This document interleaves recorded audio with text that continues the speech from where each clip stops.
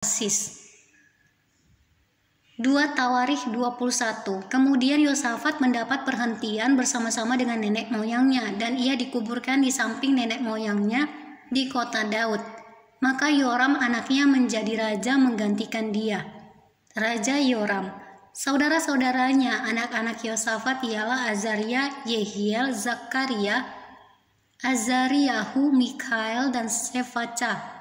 Mereka semua anak-anak Yosafat raja Israel. Ayahnya memberikan kepada mereka banyak pemberian berupa emas dan perak dan barang-barang berharga, juga kota-kota berkubu di Yehuda. Tetapi kedudukan raja diberikannya kepada Yoram karena dialah anak sulungnya.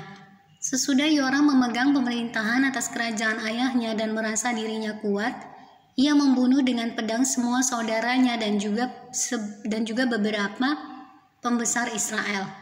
Yoram berumur 32 tahun pada waktu ia menjadi raja, dan 8 tahun lamanya ia memerintah di Yerusalem.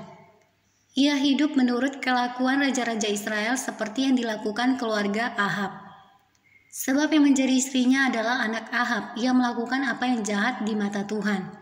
Namun demikian Tuhan tidak mau memusnahkan keluarga Daud oleh karena perjanjian yang diikatnya dengan Daud sesuai dengan yang dijanjikannya, bahwa ia hendak memberikan keturunan kepadanya dan kepada anak-anaknya untuk selama-lamanya.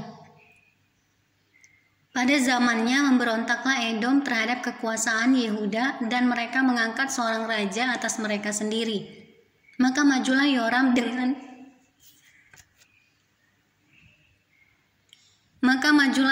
dengan panglima-panglimanya serta seluruh keretanya. Pada waktu malam bangunlah ia, lalu bersama-sama dengan para panglima pasukan kereta, ia menerobos barisan orang Edom, ia mengepung dia. Demikianlah Edom memberontak kekuasaan Yehuda dan terlepas sampai sekarang ini. Lalu Libna pun memberontak terhadap kekuasaannya pada masa itu juga. Itu disebabkan karena ia telah meninggalkan Tuhan Allah nenek moyangnya. Lagi pula ia membuat bukit-bukit pengorbanan di gunung-gunung Yehuda. Ia membujuk penduduk Yerusalem untuk berzina, dan ia menyesatkan Yehuda. Lalu sampailah kepadanya sebuah surat dari Nabi Elia yang bunyinya, "Beginilah firman Tuhan Allah Daud, bapa leluhurmu.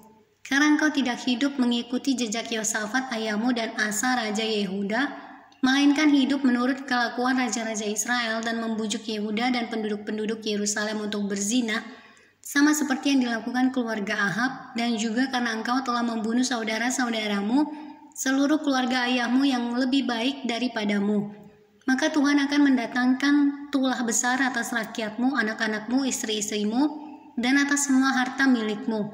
Dan engkau sendiri akan menderita penyakit yang dahsyat, suatu penyakit usus, hingga selang beberapa waktu ususmu keluar oleh karena penyakit itu." Lalu Tuhan menggerakkan hati orang Filistin dan orang Arab yang tinggal berdekatan dengan orang Ethiopia untuk melawan Yoram.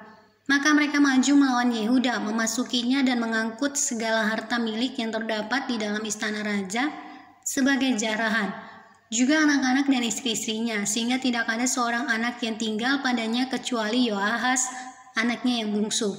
Sesudah semuanya ini Tuhan menulahinya dengan penyakit usus yang tidak dapat sembuh. Beberapa waktu berselang, kira-kira sesudah lewat 2 tahun, keluarlah ususnya karena penyakitnya itu, lalu ia mati dengan penderitaan yang hebat. Rakyatnya tidak menyalakan api baginya seperti yang diperbuat mereka bagi nenek moyangnya. Ia berumur 32 tahun pada waktu ia menjadi raja, dan 8 tahun lamanya ia memerintah di Yerusalem. Ia meninggal dengan tidak dicintai orang. Ia dikuburkan di kota Daud, tetapi tidak di dalam pekuburan raja-raja.